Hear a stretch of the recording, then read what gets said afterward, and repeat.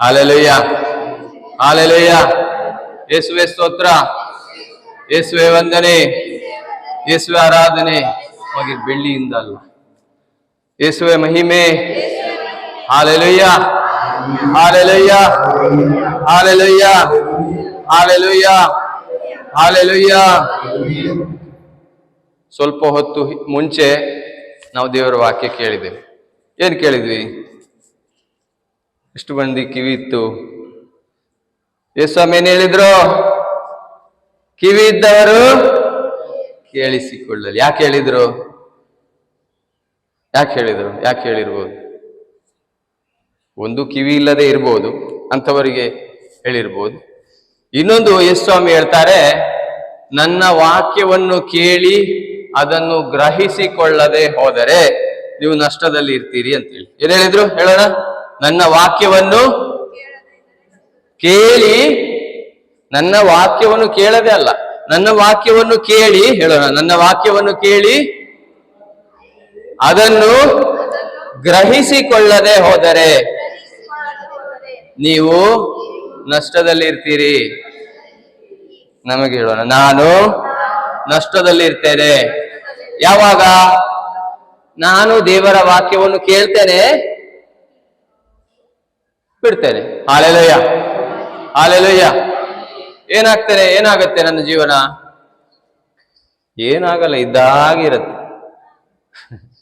ಹೇಗೆ ಇತ್ತೋ ಹಾಗೆ ಇರುತ್ತೆ. ಅದರಲ್ಲಿ ಒಂದು ಹೊಸ ಎಲೆನೂ ಕಾಣೋದಿಲ್ಲ, ಒಂದು ಹೂನು ಕಾಣೋದಿಲ್ಲ, ಒಂದು ಹಣ್ಣು ಕಾಣೋದಿಲ್ಲ. ಹಾಲೆಲೂಯ. ಈಗ ಅದಕ್ಕೆ ನೆನಪಿಸ್ಕೊಳ್ಳಿ, ಎಲ್ಲರಲ್ಲಿ ಇದೆ. ಏನ್ ಕೇಳಿದ್ರಿ? ಯಾರು ಹೇಳ್ತೀರಿ?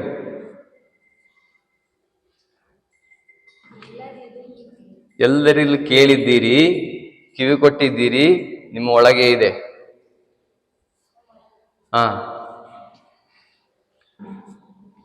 ನಾವು 10 ಮಂದಿ ಬೋಧಿಸೋದಕ್ಕಿಂತ ಒಬ್ಬರು ಬೋಧಿಸೋದನ್ನ ಸರಿಯಾಗಿ ಅರ್ಥ ಮಾಡಿಕೊಂಡ್ರೆ ಅದು ದೊಡ್ಡ ವಿಷಯ. ಹಾಲೆಲೂಯ. ಯೇಸುವೆ ಸ್ತೋತ್ರ, ಯೇಸುವೆ ವಂದನೆ. ಯಾರಿಗೆ ನೆನಪಿದೆ?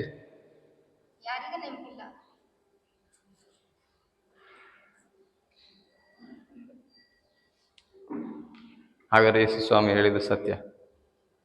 ಕೇಡಿಗನು ಬರ್ತಾನೆ, ಅವನು ಬಿತ್ತಿದ ಬೀಜವನ್ನ, ಅಂದ್ರೆ ದೇವರ ವಾಕ್ಯವನ್ನ ನಿಮ್ಮ ಹೃದಯದಿಂದ ತೆಗೆದು ಎಸೆಯುತ್ತಾನೆ. ಯಾರ ವಾಕ್ಯ?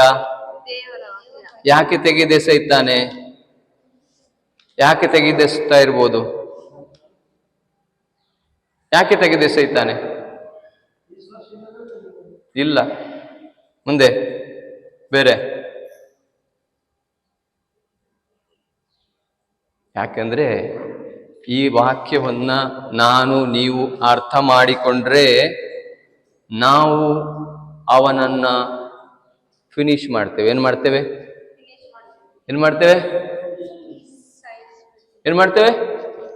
ಹೇಳಿ ಹೇಳಿ. ಏನ್ ಮಾಡ್ತೇವೆ? ಮುಗಿಸಿಬಿಡ್ತೇವೆ. ಅದಕ್ಕೆ ಅವನು ದೇವರ ವಾಕ್ಯ ಕೇಳಿದ ತಕ್ಷಣ ಯೇಸು ಸ್ವಾಮಿ ಹೇಳಿದ್ದಾರೆ, ನಾನಲ್ಲ. ಮತ್ತಾಯನ ಶುಭ ಸಂದೇಶ 13ನೇ ಅಧ್ಯಾಯ 19ನೇ ವಾಕ್ಯ ತೆಗೀರಿ. Hallelujah, hallelujah. ಯೇಸುವೆ ಸ್ತೋತ್ರ, ಯೇಸುವೆ ವಂದನೆ, ಯೇಸುವೆ ಆರಾಧನೆ, ಯೇಸುವೆ ಮಹಿಮೆ. Hallelujah, hallelujah. ಯಾರು ಹೇಳಿದ್ದಾರೆ? ಓದೋಣ. 13ನೇ ಅಧ್ಯಾಯ 19ನೇ ವಾಕ್ಯ.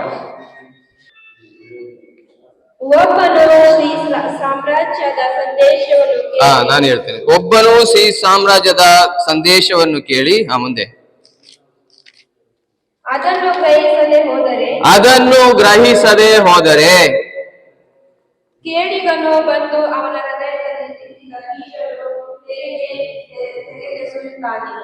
ಕೇಡಿಗನು ಬಂದು ಅವನ ಹೃದಯದಲ್ಲಿ ಬಿತ್ತಿದ ಬೀಜವನ್ನ ಏನ್ ಮಾಡ್ತಾನೆ? ಯಾರು ಹೇಳ್ತಾ ಇದ್ದಾರೆ?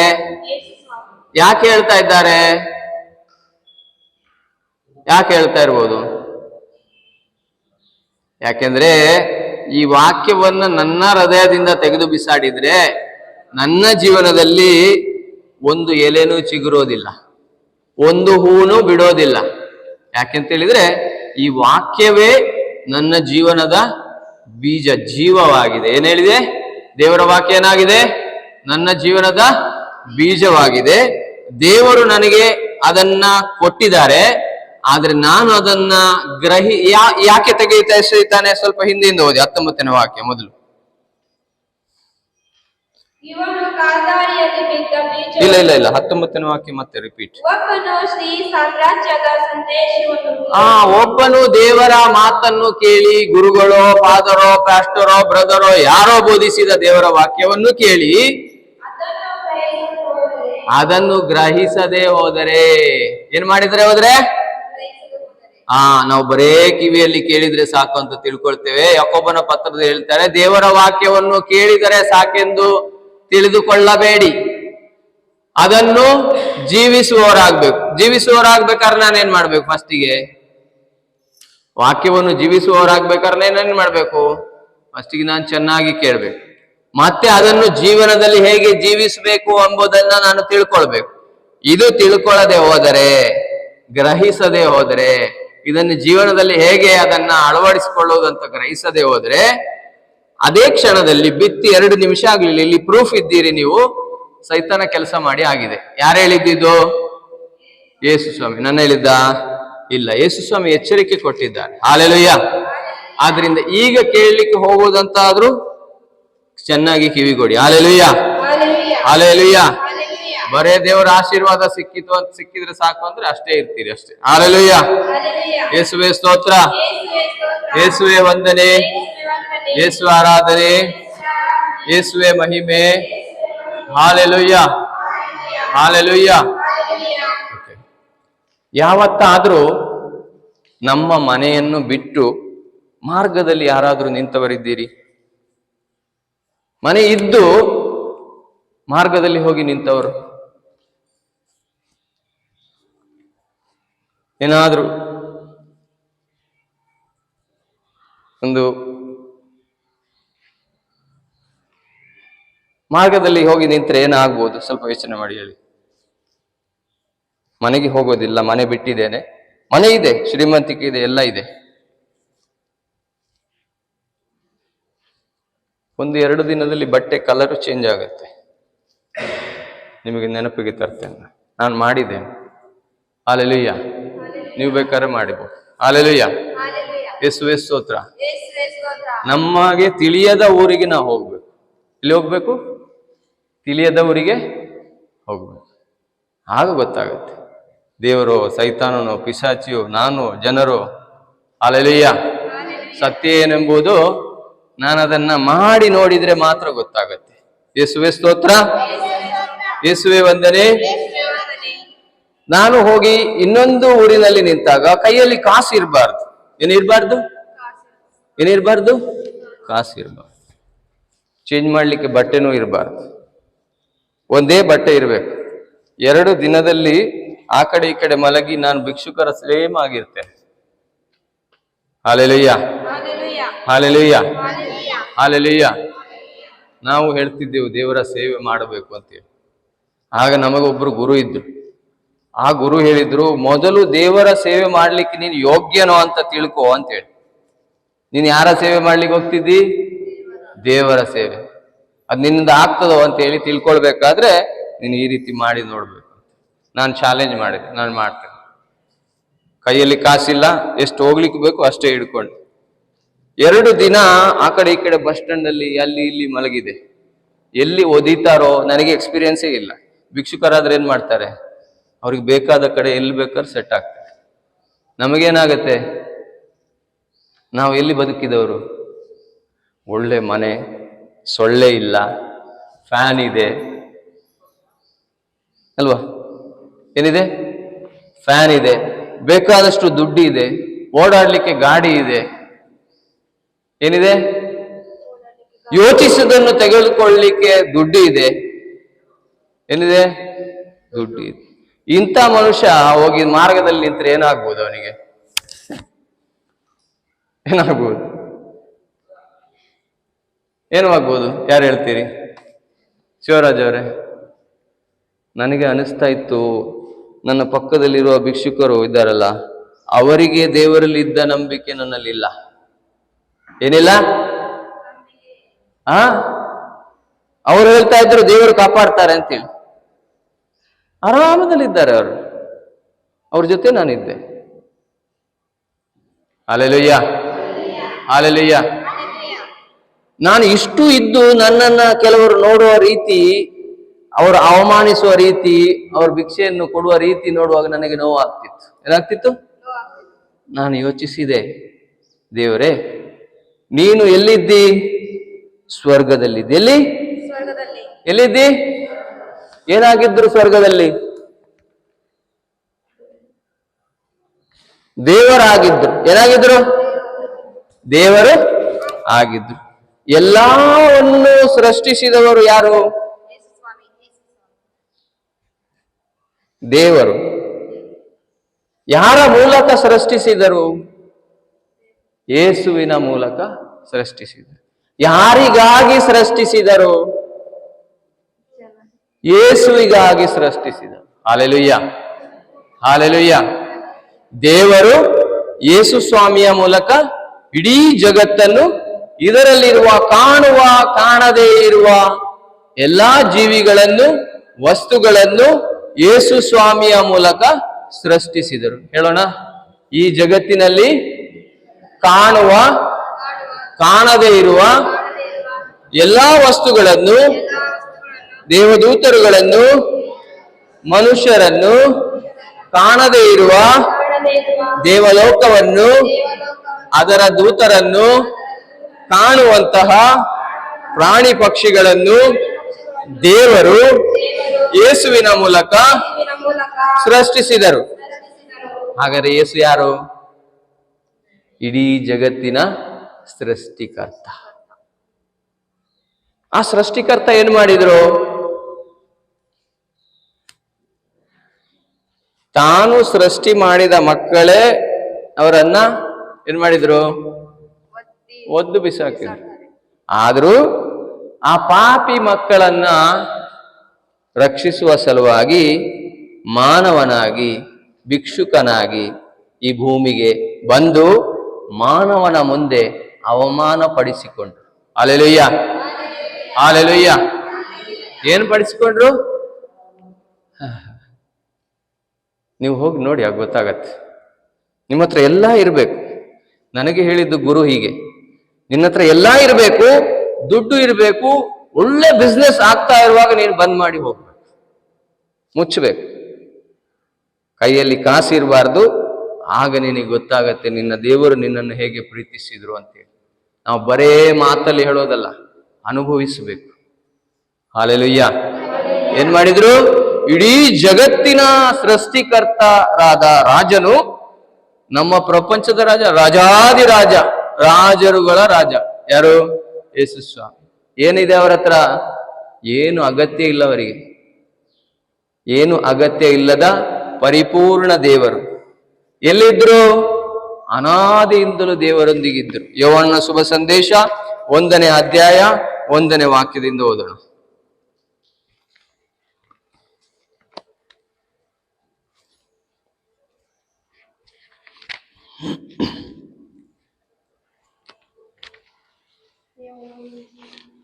ಶುಭ ಸಂದೇಶ 1ನೇ ಅಧ್ಯಾಯ.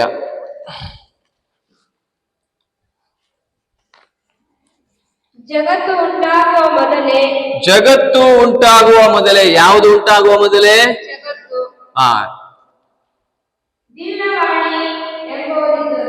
ದಿವ್ಯವಾಣಿ ಎಂಬುವರಿದ್ರು. ಯಾರಿದ್ರು? ದಿವ್ಯವಾಣಿ ಅಂದ್ರೆ ಯಾರು? ಮುಂದೆ ಗೊತ್ತಾಗತ್ತೆ. ಆ ದಿವ್ಯವಾಣಿ ದೇವರ ಒಂದಿಗೆ ಇದ್ದರು. ಅನಾದಿಯಿಂದಲೂ ದೇವರು ಯಾವಾಗದಿಂದ ಇದ್ದಾರೋ ಆಗದಿಂದಲೂ ಆ ದಿವ್ಯವಾಣಿ ದೇವರೊಂದಿಗೆ ಇದ್ರು.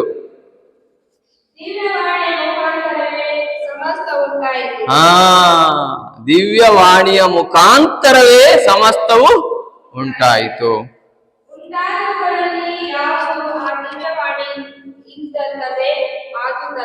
ಈ ಜಗತ್ತಿನಲ್ಲಿ ಯಾವುದಾದ್ರೂ ಒಂದು ಇದೆ, ಕಾಣುವಂಥದ್ದು, ಕಾಣದೇ ಇರುವಂತದ್ದಾದ್ರೆ ಅದು ಪ್ರತಿಯೊಂದು ಯಾರಿಂದ ಆದದ್ದು? ದೇವರಿಂದ, ಯೇಸುವಿನಿಂದ. ಹಲ್ಲೆಲೂಯಾ. ಓಕೆ, ಆ ದಿವ್ಯವಾಣಿ ಯಾರು? ಮುಂದೆ ನೋಡೋಣ. ಆ ದಿವ್ಯವಾಣಿಯಲ್ಲಿ ಸಜೀವವಿತ್ತು. ಆ ದಿವ್ಯವಾಣಿಯಲ್ಲಿ ಸಜೀವವಿತ್ತು. ಸಜೀವ ಅಂದ್ರೇನು? ಪಾಪದಲ್ಲಿ ಸಾಯುವವನಿಗೆ ಮರಣದಿಂದ ಎಬ್ಬಿಸುವಂತಹ ಜೀವ ಆ ದಿವ್ಯವಾಣಿಯಲ್ಲಿತ್ತು. ಆ ಜೀವವೇ ಮಾನವ ಜನಾಂಗದ ಜ್ಯೋತಿಯಾಗಿತ್ತು. ಆ ಜೀವ ನಮ್ಮ ಮಾನವರ ಎಲ್ಲರ ಜ್ಯೋತಿಯಾಗಿತ್ತು. ಮುಂದೆ ಆ ಜ್ಯೋತಿ ಕತ್ತಲಲ್ಲಿ ಇಲ್ಲ, ಮುಂದೆ ಹೋಗೋಣ. 8ನೇ ವಾಕ್ಯದಿಂದ 9ನೇ ವಾಕ್ಯದಿಂದ. ನಿಜವಾದ ಜ್ಯೋತಿ ಆ ದಿವ್ಯವಾಣಿಯೇ. ನಿಜವಾದ ಜ್ಯೋತಿ ಅಂದ್ರೆ ಆ ದಿವ್ಯವಾಣಿಯೇ.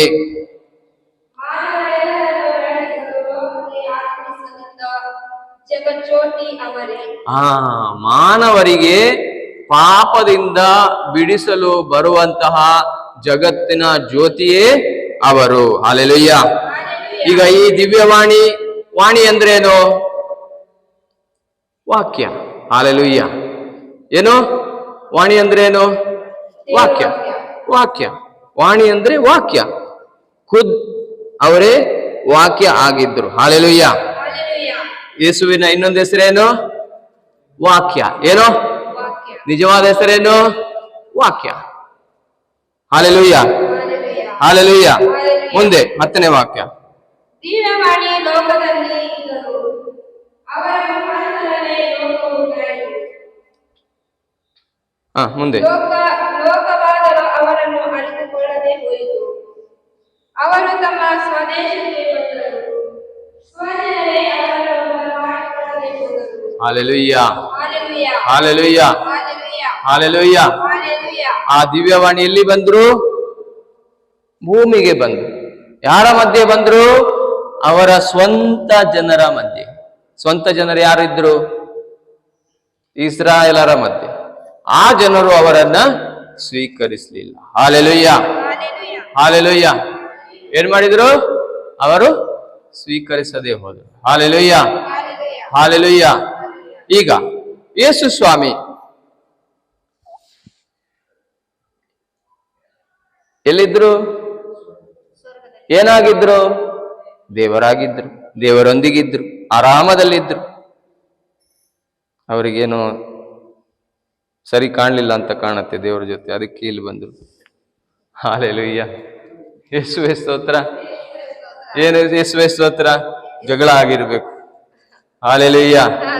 ಹಲ್ಲೆಲೂಯ. ದೇವರು ಪರಸ್ಪರ ಮಾತನಾಡ್ತಾರೆ. ದೇವರಲ್ಲಿ ಎಷ್ಟು ವ್ಯಕ್ತಿ? ಮೂವರು. ಯಾರು? ಪರಸ್ಪರ ಮಾತನಾಡ್ತಾ ಇರುವುದನ್ನ ಯೆಶಾಯ ಪ್ರವಾದಿಯಲ್ಲಿ ಗ್ರಂಥದಲ್ಲಿ ನಾವು ಕೇಳ್ತೇವೆ. ನನಗಾಗಿ ಹೋಗುವವರು ಯಾರಿದ್ದಾರೆ? ಆಗ ಒಬ್ರು ಹೇಳ್ತಾರೆ, ಇಗೋ ಸ್ವಾಮಿ ನಾನಿದ್ದೇನೆ ನಿಮ್ಮ ಸೇವೆಗೆ ಅಂತೇಳಿ. ಹಲ್ಲೆಲೂಯ. ಹಲ್ಲೆಲೂಯ. ಏನ್ ಹೇಳ್ತಾರೆ ಸ್ವಾಮಿ? ಇಗೋ ನಾನಿದ್ದೇನೆ ನಿಮ್ಮ ಸೇವೆಗೆ. ಆದ್ರಿಂದ ಮುಂದೆ ವಾಕ್ಯ ಹೇಳುತ್ತೆ, ದೇವರು ಅವರಿಗಾಗಿ ಒಂದು ಶರೀರವನ್ನು ಸಿದ್ಧ ಮಾಡಿದರು. ಹಲ್ಲೆಲೂಯ. ಹಲ್ಲೆಲೂಯ. ಆದ್ರಿಂದ ನಾವೇನ್ ತಿಳ್ಕೊಳ್ಬಹುದು? ಜಗಳ ಆಗ್ಲಿಲ್ಲ. ಹಲ್ಲೆಲೂಯ. ಯೇಸುವೇ ಸ್ತೋತ್ರ. ಯೇಸುವೇ ವಂದನೆ. ಯೇಸುವೆ ಆರಾಧನೆ. ಯೇಸುವೆ ಮಹಿಮೆ. ಹಾಗಾದ್ರೆ ಯಾಕೆ ಬಂದ್ರು? ಯಾಕೆ ಬಂದಿರ್ಬೋದು?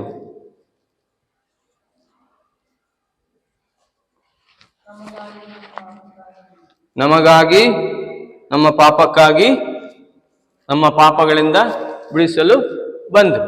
ಹಾಗಾದ್ರೆ ದೇವರಿಗೆ ಅಲ್ಲಿಂದಲೇ ಬಿಡಿಸ್ಲಿಕ್ಕೆ ಆಗ್ತಿರ್ಲಿಲ್ವಾ?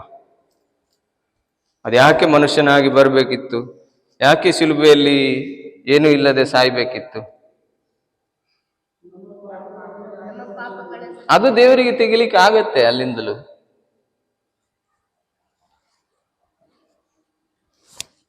ಇದು ನಮಗೆ ಚೆನ್ನಾಗಿ ಗೊತ್ತಿರ್ಬೇಕು. ಇಲ್ಲದ್ರೆ ನಾವು ಕ್ರೈಸ್ತರಾಗಿನೂ ಲಾಭ ಇಲ್ಲ. ಯಾಕಂದ್ರೆ ಯಾರು ಕೇಳ್ತಾರೆ, ನಿಮ್ಮ ದೇವರು ಯಾಕೆ ಅಲ್ಲಿ ಏನು ಬಟ್ಟೆ ಇಲ್ಲದೆ ಸಾಯ್ತಿದ್ದಾರೆ ಅಂತೇಳಿ. ಹೌದು, ನಿಮಗೇನು ಅನಿಸ್ಲಿಕ್ಕಿಲ್ಲ, ನಮಗೆ ಅದು ಚೀರಿದಾಗೆ ಆಗತ್ತೆ. ಹಲ್ಲೆಲೂಯ. ಹಲ್ಲೆಲೂಯ. ಯೇಸುವೇ ಸ್ತೋತ್ರ. ಯೇಸುವೆ ವಂದನೆ. ಯೇಸುವೆ ಆರಾಧನೆ. ಯೇಸುವೆ ಮಹಿಮೆ. ಹಲ್ಲೆಲೂಯ. ಹಲ್ಲೆಲೂಯ. ಹಲ್ಲೆಲೂಯ. ಈ ಜಗತ್ತಿನಲ್ಲಿ ಮನುಷ್ಯರನ್ನು ಸೃಷ್ಟಿಸಿದಾಗಲೇ ಮನುಷ್ಯರಿಂದ ಪಾಪವಾಯಿತು. ಏನಾಯ್ತು? ಈಗ ನಾವು ಹೇಳ್ತೇವೆ ನಮ್ಮ ಪಾಪಕ್ಕಾಗಿ ದೇವರು ಬಂದ್ರು ಅಂತೇಳಿ. ನೀವು ಯಾವ ಪಾಪ ಮಾಡಿದ್ದೀರಿ ಅಂತೇಳಿ ಬಿಡಿಸ್ಲಿಕ್ಕೆ ಬಂದ್ರು? ಕೊಲೆ ಮಾಡಿದ್ದೀರಿ?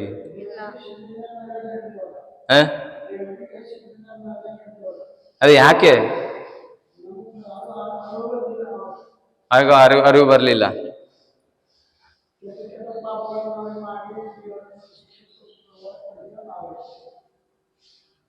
ನಾವು ಪಾಪ ಮಾಡಲಿಕ್ಕೆ ಕಾರಣ ಏನು? ಪಾಪ ಎಲ್ಲಿ ಆಯಿತು? ನಾವು ಈ ಜಗತ್ತಿನಲ್ಲಿ ಹುಟ್ಟುವ ಮೊದಲೇ ಪಾಪ ನಮ್ಮಿಂದ ಆಗಿದೆ. ಎಲ್ಲಿ? ಆದಮ ಅವರ ಮೇಲೆ ಹಾಕಬೇಡಿ. ನಾವು ಈ ಜಗತ್ತಿನಲ್ಲಿ ಹುಟ್ಟುವ ಮೊದಲೇ ನಾವು ಪಾಪ ಮಾಡಿದ್ದೇವೆ. ಹಲ್ಲೆಲೂಯಾ ಹೇಳೋಣ. ನಾನು ಈ ಜಗತ್ತಿನಲ್ಲಿ ಹುಟ್ಟುವ ಮೊದಲೇ ಪಾಪಿಯಾಗಿದ್ದೆ. ಯಾರಿಗೂ ಗೊತ್ತಿಲ್ಲ ಏನು ಪಾಪ ಮಾಡಿದರೆ, ಯಾರಿಗೂ ಗೊತ್ತು? ನಾವು ಈ ಜಗತ್ತಿನಲ್ಲಿ ಹುಟ್ಟುವ ಮೊದಲೇ ಪಾಪಿಯಾಗಿದ್ದೀವಿ. ಈ ಪಾಪವನ್ನು ನಮ್ಮಿಂದ ತೆಗೆಯಲು ಸಾಧ್ಯವಿಲ್ಲ. ಯಾಕೆ ಹೇಳಿ?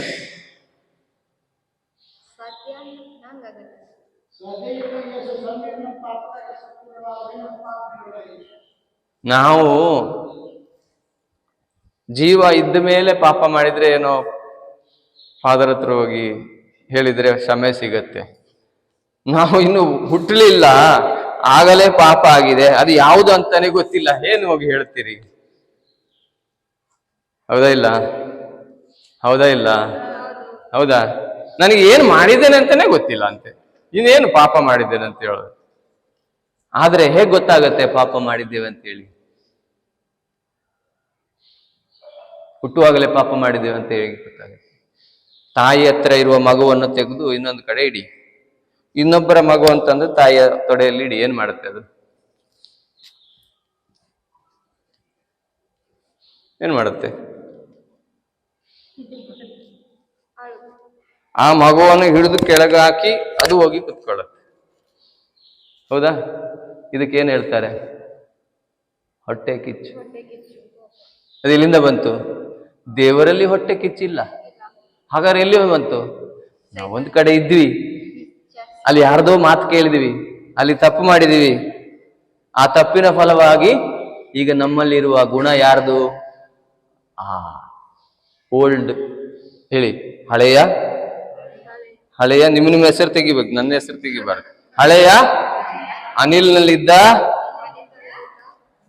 ಗುಣ ಹೊಸ ಅನಿಲ್ನಲ್ಲಿ ಕಾಣ್ತಾ ಇದೆ. ಇದು ಸಾಕ್ಷಿ ದೇವರು ಇಟ್ಟಿದ್ದು. ಹಲ್ಲೆಲೂಯಾ. ಏನಿಟ್ಟಿದ್ದು? ಸಾಕ್ಷಿ ಇಟ್ಟಿದ್ದಾರೆ ನನಗೆ, ನಾನು ತಪ್ಪುದಸ್ತ ಅಂತೇಳಿ. ಹಲ್ಲೆಲೂಯಾ. ಈ ಪಾಪದ ನಿಮಿತ್ತ ನನಗೆ ಮರಣ ದಂಡನೆ ಆಗ್ಬೇಕಿತ್ತು. ಏನಾಗ್ಬೇಕು? ಮರಣ ದಂಡನೆ ಆಗುವ ಮೊದಲು ಚಿತ್ರ ಹಿಂಸೆ ಪಡಿಸ್ಬೇಕು. ಏನ್ ಮಾಡ್ಬೇಕು? ಈ ಜಿರಳೆ ನೋಡಿದಿರಿ, ಸಣ್ಣ ಮಕ್ಕಳ ಕೈಗೆ ಸಿಕ್ಕಿದ್ರೆ, ಧೈರ್ಯವಂತ ಮಕ್ಕಳಿಗೆ ಸಿಕ್ಕಿದ್ರೆ ಒಂದೊಂದೇ ಕಾಲು ಕೀಳ್ತಾರೆ, ಮೀಸೆ ಕೀಳ್ತಾರೆ, ಕಾಲು ಕೀಳ್ತಾರೆ. ಹಾಗೆ ಕಾಲು ತೆಗೆಯೋದು, ಕೈ ತೆಗೆಯೋದು, ಕಣ್ಣು ತೆಗೆಯೋದು, ಚಿತ್ರ ಹಿಂಸೆ ಪಡಿಸಿ ಸಾಯಿಸ್ಬೇಕು. ಏನಕ್ಕೆ? ನಾನು ಮಾಡಿದ ತಪ್ಪಿಗೆ. ಹಲ್ಲೆಲೂಯಾ. ಏನಕ್ಕೆ? ನಾನು ಪಾಪ ಮಾಡಿದ ಸಲುವಾಗಿ ನನಗೆ ಮರಣದಂಡನೆ ಆಗ್ಬೇಕಿತ್ತು, ಅದಕ್ಕೆ ಶಿಕ್ಷೆ ಆಗ್ಬೇಕಿತ್ತು. ಅದಾದ್ಮೇಲೂ ನಾನು ಸಾಯೋದಿಲ್ಲ. ಯಾಕೆಂತ ಹೇಳಿದ್ರೆ ಮರಣವನ್ನು ದೇವರು ಸೃಷ್ಟಿಸಲೇ ಇಲ್ಲ. ಏನಕ್ಕೆ? ಇಷ್ಟೆಲ್ಲ ಮಾಡಿದ್ಮೇಲೂ ಕಾಲು ಕಿತ್ತರು, ಕೈ ಕಿತ್ತರು, ಕಣ್ಣು ಕಿತ್ತರು, ನಾನು ಸಾಯೋದಿಲ್ಲ, ಜೀವ ಇರ್ತೇನೆ, ಒದ್ದಾಡ್ತಾ ಇರ್ತೇನೆ. ಇದಾದ್ಮೇಲೆ ಎಲ್ಲ ನನ್ನನ್ನ ನರಕದಲ್ಲಿ ಯಾವಾಗಲೂ ಸುಡುತ್ತಿರುವ ಬೆಂಕಿಯಲ್ಲಿ ಹಾಕ್ಬೇಕು. ಇದು ನನಗಿದ್ದ ಶಿಕ್ಷೆ. ಏನೋ ಇದು ಶಿಕ್ಷೆ. ಇದು ದೇವರಿಗೆ ನನ್ನ ಮೇಲೆ ಕೊಡ್ಲಿಕ್ಕೆ ಇಷ್ಟ ಇರಲಿಲ್ಲ. ಏನಿರ್ಲಿಲ್ಲ? ಯಾಕೆ ಅಂತ ಹೇಳಿದ್ರೆ ದೇವರು ನಮ್ಮನ್ನು ಕೇವಲ ಮಾನವರನ್ನು ಮಾತ್ರ ಅವರ ರೂಪದಲ್ಲಿ ಸೃಷ್ಟಿಸಿದರು. ಯಾರ ರೂಪದಲ್ಲಿ? ಯಾರನ್ನು? ನಾಯಿಯನ್ನು, ಬೆಕ್ಕನ್ನು, ಇಲಿಯನ್ನು, ಹೆಗ್ಗಣವನ್ನು, ಆನೆಯನ್ನು ಯಾವ ರೂಪದಲ್ಲಿ ಸೃಷ್ಟಿಸಿದ್ರು? ಯಾರನ್ನು ಯಾರ ರೂಪದಲ್ಲಿ ಸೃಷ್ಟಿಸಿದ್ರು? ಮನುಷ್ಯರನ್ನು ತಮ್ಮದೇ ಸ್ವರೂಪದಲ್ಲಿ ಸೃಷ್ಟಿಸಿದರು. ಕೈಯಾರೆ ಸೃಷ್ಟಿಸಿದರು. ಹೇಗೆ? ಕೈಯಾರೆ. ನಾವು ಸಣ್ಣದಿರುವಾಗ ತಾಯಿಯ ಕೈಯಲ್ಲಿ ಊಟ ತಿಂದ್ರೆ ನಮಗೆ ಬಹಳ ಇಷ್ಟ ಅಲ್ವಾ? ಹಾಗೆ ದೇವರು ನಮ್ಮನ್ನು ಬಹಳ ಪ್ರೀತಿಯಿಂದ ಈ ಭೂಮಿಯಲ್ಲಿರುವ ಒಳ್ಳೆಯ ಅತಿ ಉತ್ತಮವಾದ ಮಣ್ಣಿನಿಂದ ಸೃಷ್ಟಿಸಿದರು. ಯಾವುದರಿಂದ? ಆ ಮಣ್ಣಿಗೂ ಹೆಸರಿದೆ. ಅದಕ್ಕೊಂದು ಪರ್ಟಿಕ್ಯುಲರ್ ಹೆಸರಿದೆ.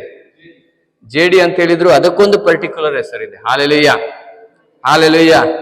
ಪರಿಶುದ್ಧವಾದ ಮಣ್ಣಿನಿಂದ ಸೃಷ್ಟಿಸಿದರು. Hallelujah, hallelujah. ಬರೇ ಮಣ್ಣಲ್ಲ, ದೇವರು ಉತ್ತಮದ್ರಲ್ಲಿ ಉತ್ತಮವನ್ನ ಸೃಷ್ಟಿಸಿದರು. ಆದ್ರಿಂದ ಅದಕ್ಕೆ ಆ ದೇವರಿಗೆ ಮನುಷ್ಯರ ಮೇಲೆ ಬಹಳ ಪ್ರೀತಿ ಇತ್ತು. ಯಾವಾಗ ಮನುಷ್ಯ ದೇವರ ಮಾತು ಕೇಳದೆ ಪಾಪ ಮಾಡಿದ್ನೋ ಆ ದಿನ ದೇವರ ಹೃದಯ ಏನಾಯ್ತು? ಚೀರಿ ಹೋಯ್ತು. ಆದರೆ ದೇವರು ನಮ್ಮ ಮೇಲೆ ಕೋಪವನ್ನು ಸಾಧಿಸಲಿಲ್ಲ. ಅದಕ್ಕಾಗಿ ದೇವರು ಮೊದಲೇ ಯೇಸು ಸ್ವಾಮಿಯನ್ನ ಇಟ್ಟಿದ್ರು ಈ ಕೆಲಸಕ್ಕೆ. ಮನುಷ್ಯರು ಪಾಪ ಮಾಡ್ತಾರಂತ ಗೊತ್ತು ದೇವರಿಗೆ. Hallelujah, hallelujah, hallelujah, hallelujah. ಈಗ ನನ್ನ ಹತ್ರ 5 ನಿಮಿಷ ಇದೆ. ಯಾಕೆ ಪಾಪ ಮಾಡ್ತಾರಂತೆ ಗೊತ್ತಿದ್ದು ದೇವರು ಯಾಕೆ ಮನುಷ್ಯರನ್ನು ಪಾಪ ಮಾಡದೆ ಬಿಡ್ಲಿಲ್ಲ ಅಂತೇಳಿ ಹೇಳಲಿಕ್ಕೆ ಶಾರ್ಟ್ಕಟ್ ಅಲ್ಲಿ ಹೇಳೋದಾದ್ರೆ, ದೇವರು ಪ್ರೀತಿ ಸ್ವರೂಪ. ಏನೋ ಪ್ರೀತಿ ಸ್ವರೂಪ. ಏನೋ ದೇವರು ಪ್ರೀತಿ ಸ್ವರೂಪ. ಪ್ರೀತಿ ಸ್ವರೂಪ ಅಂದ್ರೇನು? ಸ್ವತಂತ್ರ ಕೊಡುವವನು. ಏನು? ನನ್ನನ್ನು ಹೇಳಿದ ಹಾಗೆ ಕೇಳಬೇಕು ಅಂತ ಹೇಳಿದ್ರೆ ಯಾರದು? ಅದು ನಾನು ಇರ್ಬೇಕು. ನಾನು ಹೇಳಿದ ಹಾಗೆ ಕೇಳಬೇಕು. ಇಲ್ಲಾದ್ರೆ ಸೈತಾನ ಇರ್ಬೇಕು, ಇಲ್ಲಾದ್ರೆ ಬಿಡೋದಿಲ್ಲ ಅಂತ. ದೇವರು ಹಾಗೆ ಅಲ್ಲ. ನೋಡು, ಇದು ಸರಿ, ಇದು ತಪ್ಪು, ಇದು ಮಾಡಿದ್ರೆ ಹೀಗಾಗತ್ತೆ, ಇದು ಮಾಡಿದ್ರೆ ಹೀಗಾಗತ್ತೆ, ಇದು ಮಾಡಿದ್ರೆ ಹೀಗಾಗತ್ತೆ, ಇದು ಮಾಡಿದ್ರೆ ಹೀಗಾಗತ್ತೆ. ಎರಡನ್ನೂ ತಿಳಿಸಿಕೊಟ್ರು. ಇದನ್ನು ಮಾಡಬೇಡ ಅಂತ ಹೇಳಿದ್ರು, ನಾವು ಮಾಡಿದ್ವಿ, ಸಿಕ್ಕಾಕೊಂಡ್ವಿ, ಈಗ ಕಷ್ಟಪಡ್ತಾ ಇದ್ದೀವಿ. ಆದ್ರೆ ಇದಕ್ಕೆ ಒಂದು ಮಾರ್ಗ ಬೇಕಿತ್ತು. ಇದರಲ್ಲಿ ನಾನು ಸಾಯಬಾರ್ದು. ನನಗೆ ಯಾರು ಮೋಸ ಮಾಡಿದ್ರು ಆ ಮೋಸಗಾರನನ್ನೇ ನಾನು ಈ ಜೀವನದಲ್ಲಿ ಸೋಲಿಸ್ತಾ ಹೋಗ್ಬೇಕು. ಅದಾಗ್ಬೇಕಾದ್ರೆ ಯೇಸು ಸ್ವಾಮಿ ಮೊದಲು ನಮ್ಮನ್ನು ಆ ಬಂಧನದಿಂದ ಬಿಡಿಸ್ಬೇಕು. ಯಾವುದರಿಂದ ಬಿಡಿಸ್ಬೇಕು? ಯಾವ ಬಂಧನದಿಂದ? ಯಾರ ಬಂಧನದಿಂದ? ಯಾಕೆ ನಾವು ಅವರ ಬಂಧನದಲ್ಲಿ ಬಿದ್ದಿದ್ವಿ? ದೇವರ ಮಾತು ಕೇಳಿಲ್ಲ. ಅದಕ್ಕೆ ಏನ್ ಮಾಡ್ತಾ ಇದ್ದ ಗೊತ್ತಾ? ಅವನು ಕಾಲರ್ ಹಿಡ್ಕೊಂಡು ನಾಯಿ ತರ ಹಿಡ್ಕೊಂಡು ಹೋಗ್ತಾ ಇದ್ದ. ಬೌವನು ಬೌ ಬೌ ಬೌ ಬೌ ಏನ್ ಮಾಡ್ತಾ ಇದ್ದ? ಕಾಲರ್ ಹಿಡ್ಕೊಂಡು, ನೋಡಿ ಇವನಿಗೆ ಬೈಯು ಅಂತೇಳಿ ಬೌ ಬೌ ಬೌ ಬೌ ಬೌ ಬೌ ಬೌ. ಇವರಿಗೆ ಅವಮಾನ ಪಡಿಸು ಅಂತೇಳಿ ಬೌ ಬೌ ಬೌ ಬೌ ಬೌ ಬೌ ಬೌ. ನಾನೇನಾಗಿದ್ದೆ? ಸೈತಾನನ ಕೈಯಲ್ಲಿ ಗುಲಾಮನಾಗಿದ್ದೆ. ದೇವರನ್ನ ಪ್ರೀತಿಸ್ಬೇಕು ಅಂತ ಸೃಷ್ಟಿಸಿದ ಮನುಷ್ಯ ಸೈತಾನನ ಕೈಯಲ್ಲಿ ಏನಾದ? ಗುಲಾಮನಾದ. ಏನಾದ? ಗುಲಾಮನಾದ. ಈ ಬಂಧನದಿಂದ ಬಿಡಿಸ್ಲಿಕ್ಕೆ ಅಷ್ಟು ಸುಲಭದ ವಿಷಯ ಅಲ್ಲ. ದೇವರು ನೀತಿವಂತರು. ಏನು? ತಪ್ಪು ಮಾಡಿದ್ಯಾರು? ಮನುಷ್ಯರು. ಈಗ ದೇವರು ಪರಿಹಾರ ಕೊಟ್ರೆ ಆಗತ್ತಾ? ಯಾಕಾಗಲ್ಲ? ತಪ್ಪು ಮಾಡಿದ್ದು ಮನುಷ್ಯರು. ಯಾರ ವಿರುದ್ಧ ತಪ್ಪು ಮಾಡಿದ್ದು? ದೇವರ ವಿರುದ್ಧ.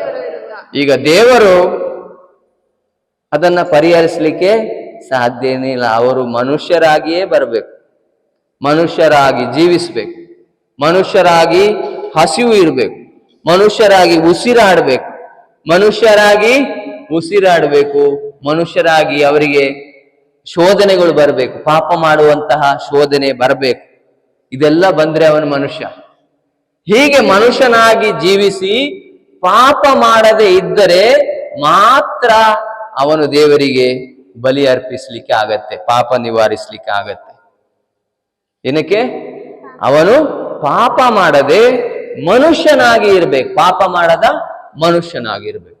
ಆದ್ರಿಂದ ಯೇಸು ಸ್ವಾಮಿ ಮನುಷ್ಯರಿಂದ ಮನುಷ್ಯನಾಗಿ ಹುಟ್ಟಿದ್ರಾದ್ರೂ ದೇವರ ಆತ್ಮದಿಂದ ಪವಿತ್ರಾತ್ಮರ ಮೂಲಕ ಮರಿಯಮ್ಮನವರಲ್ಲಿ ಜನಿಸಿದರು. ಎಲ್ಲಿಗೆ ಬಂದ್ರು? ನರಕಕ್ಕೆ, ಭೂಮಿ ಎಂಬ ನರಕಕ್ಕೆ, ಕೆಸರಿಗೆ ಬಂದರು ಭಿಕ್ಷುಕನಾಗ್ಲಿಕ್ಕೆ. ಏನನ್ನು ಬಿಟ್ಟು? ಸ್ವರ್ಗವನ್ನು ಬಿಟ್ಟು. ಹಲ್ಲೆಲೂಯಾ. ಯಾಕೆ ಬಂದ್ರು? ನಮ್ಮನ್ನು ನಿಮ್ಮನ್ನು ಪ್ರೀತಿಸ್ತೇನೆ ಅಂತೇಳಿ ಬಾಯಲ್ಲಿ ಹೇಳಿದ್ರೆ ಆಗೋದಿಲ್ಲ, ಅದನ್ನ ತೋರಿಸ್ಬೇಕಲ್ವಾ? ಅದನ್ನ ತೋರಿಸ್ಲಿಕ್ಕೆ ಬಂದ್ರು. Hallelujah, hallelujah, hallelujah. ಏನ್ ತೋರಿಸ್ಲಿಕ್ಕೆ ಬಂದ್ರು? ಪ್ರೀತಿ. ಬರೇ ಮಾತಲ್ಲ, ನಾನು ನಿನ್ನನ್ನು ಪ್ರೀತಿಸುತ್ತೇನೆ. ಅದಕ್ಕೊಂದು ಹಾರ್ಟ್ ಹಾಕಿ ಅದಕ್ಕೊಂದು ಬಾಣ ಹೊಡೆದು ಅದರಲ್ಲಿ ಸ್ವಲ್ಪ, ಅದು ನಮ್ಮ ಪ್ರೀತಿ. ಯೇಸು ಸ್ವಾಮಿ ತನ್ನನ್ನೇ ಚೀರಿ ತನ್ನನ್ನೇ ನಮಗೆ ದೇವರಿಗೆ ಅರ್ಪಿಸಿ ನಮಗೋಸ್ಕರ ಶಿಲುಬೆಯಲ್ಲಿ ನಮ್ಮ ಪಾಪ, ಶಾಪ, ರೋಗ, ಬಂಧನ ಎಲ್ಲವನ್ನು ಅವರು ತೆಗೆದುಕೊಂಡು ನಮ್ಮನ್ನ ಬಿಡುಗಡೆ ಮಾಡಿದ್ದಾರೆ. ಏನ್ ಮಾಡಿದ್ದಾರೆ? ಯಾರು ಈ ಸತ್ಯವನ್ನ ಬಾಯಿ ತೆರೆದು ನುಡಿದು ನಂಬುತ್ತಾರೋ ಅವರಿಗೆ ಮಾತ್ರ ಇದು ಸಿಗತ್ತೆ. Hallelujah, hallelujah, hallelujah, hallelujah. ಇದನ್ನು ನಾನು ಯಾವ ಪ್ರಯತ್ನ ಮಾಡಿ ತೆಗೆದುಕೊಳ್ಳಿಕ್ಕೆ ಆಗೋದಿಲ್ಲ. ಇದು ದೇವರು ಕೊಡುವ ದಾನ. ಏನು? ನನ್ನ ಪ್ರಾರ್ಥನೆಯ ಫಲ ಅಲ್ಲ, ನನ್ನ ಶ್ರಮದ ಫಲ ಅಲ್ಲ, ನನ್ನ ದಾನ ಧರ್ಮದ ಫಲ ಅಲ್ಲ, ನಾನು ಒಳ್ಳೆಯವನಾಗಿರುವ ಫಲ ಅಲ್ಲ, ದೇವರು ಕೊಟ್ಟ ದಾನ. ಏನೆಲ್ಲ ದಾನ ಕೊಟ್ಟಿದ್ದಾರೆ? ಏನೆಲ್ಲ ದಾನ ಕೊಟ್ಟಿದ್ದಾರೆ? ಬಹಳ ಇದೆ, ಅದರಲ್ಲಿ ಕೆಲವು ಮಾತ್ರ ಹೇಳ್ತೇನೆ. Hallelujah, hallelujah, hallelujah. ಮೊದಲು ನನ್ನನ್ನು ಸೈತಾನನ ಬಂಧನದಿಂದ ಬಿಡಿಸಿದ್ದಾರೆ. ನಾನು ಯಾರ ಕೈಯಲ್ಲಿದ್ದೆ? ಚೈನ್ ಹಾಕಿಕೊಂಡು ಸೈತಾನ ಕೈಯಲ್ಲಿ, ಅವರಿಂದ ನನ್ನನ್ನು ಬಿಡಿಸಿದ್ದಾರೆ. ಶಾಪದಿಂದ ಬಿಡಿಸಿದ್ದಾರೆ. ನಾನು ದೇವರ ಮಾತನ್ನು ಮುರಿದಿದ್ರಿಂದ ಸೈತಾನನ ಮೇಲೆ ಯಾವ ಶಾಪಗಳಿತ್ತೋ ಅದೆಲ್ಲವೂ ನನ್ನ ಮೇಲೆ ಇತ್ತು. ಆದ್ರಿಂದ ನಾನು ಮಾಡೋ ಯಾವ ಕೆಲಸನೂ ಸಕ್ಸೆಸ್ ಆಗ್ತಿರ್ಲಿಲ್ಲ. ಆ ಶಾಪದಿಂದ ನನ್ನನ್ನು ಬಿಡಿಸಿದ್ದಾರೆ. ಪಾಪ, ನಾನು ಮಾಡದೇ ಇರುವ ಪಾಪ, ನನಗೆ ತಿಳಿಯದೇ ಇರುವ ಹಿಂದೆ ನಾನು ಮಾಡಿದ ಪಾಪ, ಆ ಪಾಪದ ಲೆಕ್ಕವನ್ನು ತೀರಿಸಿ ನನಗೆ ಬಿಡುಗಡೆ ಮಾಡಿದ್ದಾರೆ, ಕ್ಷಮಿಸಿದ್ದಾರೆ. ರೋಗದಿಂದ ಗುಣಪಡಿಸಿ ಆಗಿದೆ. ಏನಾಗಿದೆ? ಯಾವುದರಿಂದ? 2024 ವರ್ಷ ಹಿಂದೆ ದೇವರು ಗುಣಪಡಿಸಿದ್ದಾರೆ. ಇದನ್ನು ಪಡ್ಕೊಳ್ಬೇಕಾದ್ರೆ ನಾನು ಏನ್ ಮಾಡ್ಬೇಕು? ಬರೇ ನಂಬಿದ್ರೆ ಸಾಕು. ಏನು? ಏನನ್ನು ನಂಬಬೇಕು? ದೇವರು, ಯೇಸು ಸ್ವಾಮಿ ನನ್ನ ರೋಗಗಳನ್ನು ಅವರ ಮೇಲೆ ತೆಗೆದುಕೊಂಡು ಚಾವಟಿಗಳಿಂದ ಹೊಡೆಸಿಕೊಂಡ್ರು, ಅವರ ಗಾಯಗಳಿಂದ, ಬಾಸುಂಡೆಗಳಿಂದ ನಾನು ಗುಣ ಹೊಂದಿದ್ದೇನೆ ಅಂತ ದೇವರು ಹೇಳ್ತಾರೆ. ನಾನು ಇದನ್ನು ನಂಬಿದ್ರೆ ಸಾಕು. ದೇವಪುತ್ರರ ಪದವಿಗೆ ಏರಿಸಿದ್ದಾರೆ. ನಾವು ಯಾರು? ಬರೇ ಮನುಷ್ಯರು. ದೇವಪುತ್ರ ಅಂದ್ರೆ ಯಾರು? ಯೇಸು ಸ್ವಾಮಿ. ಆ ಸ್ಥಾನಕ್ಕೆ ನನ್ನನ್ನು ಏರಿಸ್ಲಿಕ್ಕೆ, ಯಾವ ಸ್ಥಾನಕ್ಕೆ? ಯಾವ ಸ್ಥಾನಕ್ಕೆ?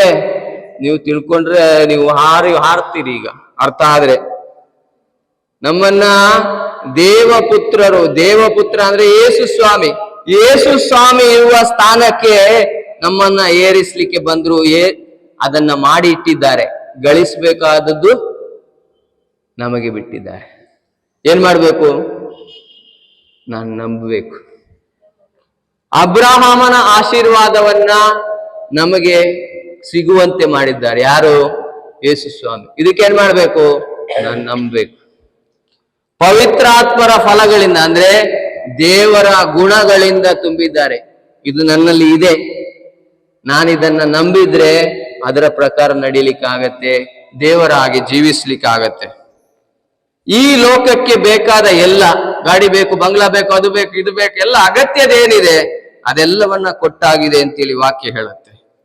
ನಮಗೆ ನೀತಿವಂತತೆ ಅಂದ್ರೆ, ನಾನು ಪ್ರಾರ್ಥಿಸುವಾಗ ದೇವರ ಮುಂದೆ ನಿಲ್ಲಿಕ್ಕೆ ಆಗ್ತಿರ್ಲಿಲ್ಲ. ಯಾವಾಗ? ಪಾಪದಲ್ಲಿರುವಾಗ.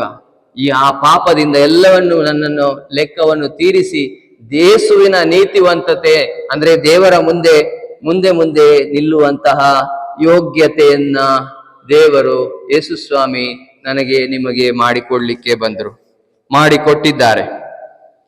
ಪವಿತ್ರ ಆತ್ಮರನ್ನು, ದೇವರ ಆತ್ಮ ನಮ್ಮೊಳಗೆ ಇರುವಾಗೆ ನಮ್ಮನ್ನು ಅವರ ರಕ್ತದಿಂದ ಪರಿಶುದ್ಧಗೊಳಿಸಲಿಕ್ಕೆ ಬಂದ್ರು, ನಂಬಿದವರಿಗೆ ಸಿಕ್ಕಿದೆ. ದೇವರ ಮಂದಿರವಾಗಿದ್ದೇವೆ. ಯೇಸು ಸ್ವಾಮಿ ನಮ್ಮನ್ನು ಪವಿತ್ರತೆಯಲ್ಲಿ ತುಂಬಿಸಿದ್ರು. ಈಗ ದೇವರ ಮಂದಿರ ಆಗುವ ಭಾಗ್ಯವನ್ನು ನನಗೆ ಕೊಟ್ಟಿದ್ದಾರೆ. ನಂಬಿದ್ರೆ ಸಿಗತ್ತೆ. ಏನ್ ಮಾಡ್ಬೇಕು? ನಂಬಬೇಕು. ಅದು ಮಾತ್ರ ಅಲ್ಲ, ನಾವು ಇಲ್ಲಿ ಹುಟ್ಟುವಾಗ ತಂದೆ ತಾಯಿಯಿಂದ ಹುಟ್ಟಿದ್ದೇವೆ. ಎಲ್ಲಿಂದ? ಯಾವಾಗ ನಾವು ಈ ಯೇಸು ಸ್ವಾಮಿಯಲ್ಲಿ ಸತ್ಯವನ್ನು ತಿಳಿದುಕೊಂಡು, ಶಿಲುಬೆಯಲ್ಲಿರುವ ಯೇಸು ಸ್ವಾಮಿ ನನಗೇನು ಮಾಡಿದ್ದಾರೆಂದು ತಿಳಿದುಕೊಂಡು ಅದನ್ನು ಬಾಯಲ್ಲಿ ನುಡಿದು ನಂಬಿದ್ರೆ ನಾನು ದೇವರಿಗೆ ಮಗನಾಗ್ತೇನೆ. ಏನಾಗ್ತೇನೆ? ಮಗನಾಗ್ತೇನೆ. Hallelujah, hallelujah, hallelujah, hallelujah, hallelujah. ಯೇಸುವೆ ಸ್ತೋತ್ರ, ಯೇಸುವೆ ವಂದನೆ, ಯೇಸುವೆ ಆರಾಧನೆ, ಯೇಸುವೆ ಮಹಿಮೆ. ಹಾಲೆಲೂಯ. ಇಷ್ಟೆಲ್ಲನೂ ಮಾಡಿ ಇಷ್ಟರವರೆಗೆ ದೇವರೇ ನನಗೆ ಕೊಡಿ ಕೊಡಿ ಕೊಡಿ ಕೊಡಿ ಕೊಡಿ ಇದೇ ಹೇಳ್ತಾ ಇದ್ದೇವೆ. ಅಪ್ಪ ಸಾಯುವ ಮೊದಲೇ ವಿಲ್ ಮಾಡಿದ್ರು, ಇವರಿಗೆ ಎಲ್ಲ ಕೊಡಿ ಅಂತೇಳಿ. ನಾವು ಅವ್ರು ಸತ್ತು ಹೋದ ಮೇಲೂ ಆ ವಿಲ್ ಓಪನ್ ಮಾಡೋದೇ ಇಲ್ಲ. ತಂದೆಯ ಚಿತ್ತ ಏನು, ಆಸ್ತಿ ಏನಿತ್ತು, ಅದು ಯಾರ್ಯಾರಿಗೆ ಎಷ್ಟು ಪಾಲಿದೆ ಅಂತೇಳಿ ಓಪನ್ ಮಾಡೋದೇ ಇಲ್ಲ. ನಾವು ಓಪನ್ ಮಾಡದೆ, ಅಪ್ಪ ಎಲ್ಲಿದ್ದೀರಿ, ನನ್ನನ್ನು ಮಾರ್ಗದಲ್ಲಿ ಬಿಟ್ಟಿದ್ದೀರಿ, ನೀವು ಸ್ವರ್ಗಕ್ಕೆ ಹೋಗಿದ್ದೀರಿ. ನಾವು ಮಾಡ್ಲಿಕ್ಕಿರೋದು ಒಂದೇ ಕೆಲಸ, ನಂಬಿ ಪಡ್ಕೊಳ್ಳಿ, ನಂಬಿ ಪಡ್ಕೊಳ್ಳಿ. Hallelujah, hallelujah. ಕೇಳಿ ಕೊಡಲಾಗುವುದು ಅಂತ ಹೇಳಿದ್ದು ಇದಲ್ಲ. ಅಲ್ಲಿ ಮುಂದೆ ಓದಬೇಕು, ಏನು ಯಾವುದನ್ನ ಕೇಳಲಿಕ್ಕೆ ಹೇಳಿದ್ರು ಅಂತೇಳಿ. ಪವಿತ್ರ ಆತ್ಮರ ಹೆಚ್ಚಿನ ಅಭಿಷೇಕ. ಯಾವಾಗ ನಾನು ದೇವರನ್ನ ನಂಬಿ ಮುಂದೆ ನಡೀತಾ ಇರುವಾಗ, ದೇವರ ಶುಭ ಸಂದೇಶವನ್ನು ಸಾರ್ತಾ ಇರುವಾಗ, ಅಲ್ಲಿ ನನಗೆ ಏನು ಬೇಕೋ ಅದರ ಬಗ್ಗೆ ಕೇಳಲಿಕ್ಕೆ ಹೇಳಿದ್ರು. ಪ್ರಪಂಚದ ಬಗ್ಗೆ ಅಲ್ಲ, ನಮ್ಮ ಅಗತ್ಯ ಬಗ್ಗೆ ಅಲ್ಲ. ಯೇಸು ಸ್ವಾಮಿ ಮೊದಲೇ ಆ ಶುಭ ಸಂದೇಶದಲ್ಲಿ 6ನೇ ಅಧ್ಯಾಯದಲ್ಲಿ, ಮತ್ತಾಯನ ಶುಭ ಸಂದೇಶ 6ನೇ ಅಧ್ಯಾಯದಲ್ಲಿ ಹೇಳ್ತಾರೆ, ನಿಮ್ಮ ಅಗತ್ಯಗಳೆಲ್ಲವೂ ದೇವರಿಗೆ ಗೊತ್ತಿದೆ. ನಂಬಿಕೆ ಇದ್ದವರು ಪರಲೋಕ ಪ್ರಾರ್ಥನೆ ಮಾಡಿ ಸಾಕು. ನಾವೇನ್ ಮಾಡ್ತೇವೆ? ನಾವು ಅದನ್ನು ನಂಬೋದಿಲ್ಲ. ದೇವರೇ ಕೊಡ್ರಿ ಕೊಡ್ರಿ ಕೊಡ್ರಿ ಕೊಡ್ರಿ. ನಾವು ನಂಬೋದ್ರಲ್ಲಿ ಬಹಳ ವೀಕ್ ಇದ್ದೇವೆ. Hallelujah, hallelujah, hallelujah. ಯೇಸುವೆ ಸ್ತೋತ್ರ, ಯೇಸುವೆ ವಂದನೆ. ಈಗ ನಾವು ಕಲಿಬೇಕಾದದ್ದೇನು? ನಂಬಲಿಕ್ಕೆ. ನಿಮ್ಮ ಮನೆಯಲ್ಲಿ ತಲೆನೋವು ಇತ್ತು, ಏನ್ ಮಾಡಿದ್? ನಾವು ಪ್ರಾರ್ಥನೆ ಮಾಡಿದ್ವಾ, ನಂಬಿದ್ವಾ?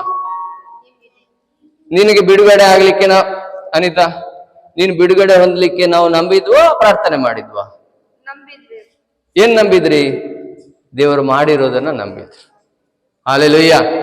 ಸುಲಭ ದಾರಿ. ಮತ್ತೆ ನೀವು ಪ್ರಾರ್ಥನೆ ಮಾಡಿ ಶ್ರಮ ಮಾಡ್ತೀರಿ, ಉಪವಾಸ ಮಾಡ್ತೀರಿ, ಮೊಣಕಾಲ ಹಾಕ್ತೀರಿ, ಆದ್ರೆ ನಿಮ್ಗೆ ಇಷ್ಟ. ನಾವಂತೂ ಫ್ರೀಯಲ್ಲಿ ತಗೊಳ್ತಾ ಇದ್ವಿ. ಹಾಲೆಲೂಯ್ಯ. ಯೇಸುವೆ ಸ್ತೋತ್ರ. ನನ್ನ ಯೋಗ್ಯತೆ ಅಲ್ಲ, ಯಾರ ಯೋಗ್ಯತೆ? ನನ್ನ ಶ್ರಮ ಅಲ್ಲ, ಯಾರ ಶ್ರಮ? ನನ್ನ ಪ್ರಾರ್ಥನೆ ಅಲ್ಲ, ಯೇಸು ಮಾಡಿದ ಶ್ರಮ. ಆದ್ರಿಂದ ನಾನು ಪಡ್ಕೊಂಡು ತಿಂತಾ ಇದ್ದೇನೆ. ನೀವು ಬೇಕಾದ್ರೆ ನಿಮಗಿಷ್ಟ ಬಂದಾಗೆ ಮಾಡಿ. ಹಾಲೆಲೂಯ್ಯ.